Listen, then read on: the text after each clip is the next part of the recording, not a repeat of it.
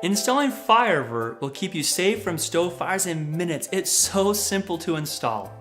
It's easier than baking a pie, takes less time than boiling an egg, and certainly is simpler installing household wiring. Just follow these 7 simple steps. Step 1, switch off the circuit breaker to the range and verify you lost power to the appliance.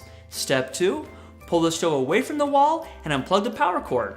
Step 3, plug the stove into the FireAvert and FireAvert into the wall. Step 4, restore power to the stove by flipping the breaker back into the on position. The FireAvert will start chirping.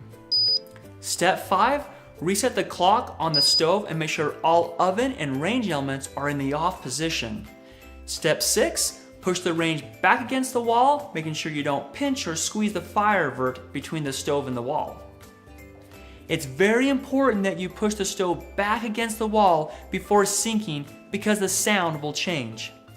Step 7, sync the nearest smoke detector to the FireAvert by pressing and holding the test button on the smoke detector until the alarm sounds for continuously 15 to 30 seconds. Your fire will emit a chirping noise while syncing. When this stops, your FireAvert is properly synced. Easy peasy, now let's test it.